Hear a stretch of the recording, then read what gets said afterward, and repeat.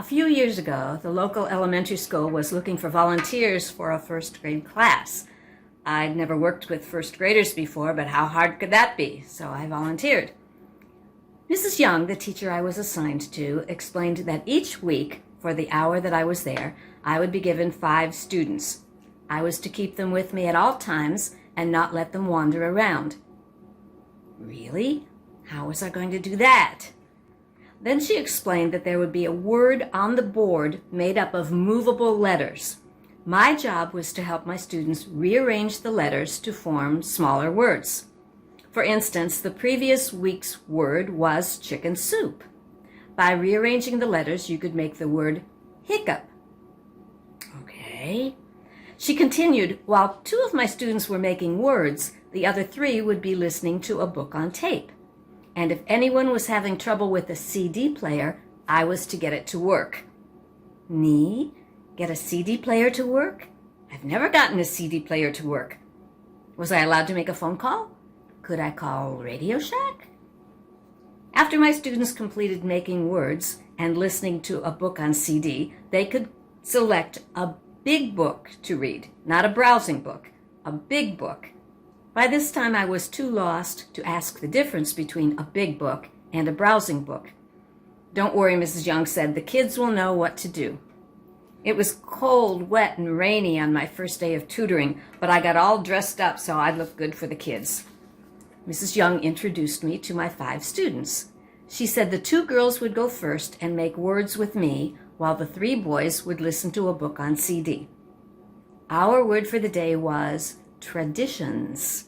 Now, right off the bat, I could see the words a, I, and it. The first little girl who went to the board found train, radio, and rations. Then she turned the letter D upside down and made a slew of words that had P's in them. Then she rattled off a list of words she could make if she had other vowels.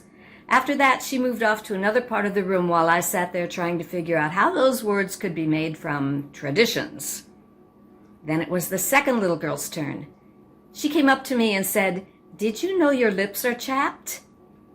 No, I didn't, but thank you for telling me. What words can you make from traditions? I prompted her. Would you do my hair for me? Say what? This pigtail is longer than this one. I have new hair clips. Did you know your glasses are crooked? I'll fix my glasses later. I'll fix your hair after you find some smaller words inside traditions.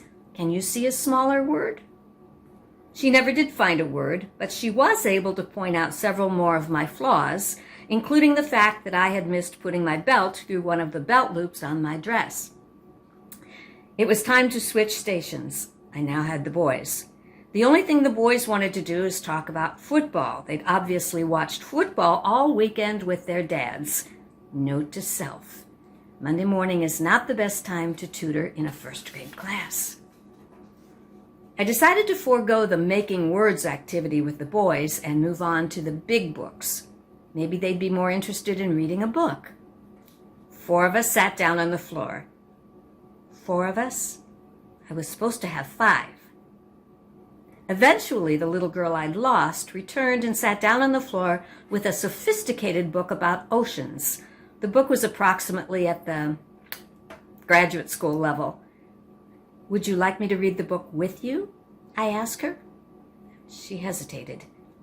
Or would that slow you down? That would slow me down, she said politely. As I sat there listening to the other 4 read, I couldn't help worrying about what the word was going to be for next week. Would it be harder than traditions? Maybe Mrs. Young would give me the word before I left, so I'd have the week to practice.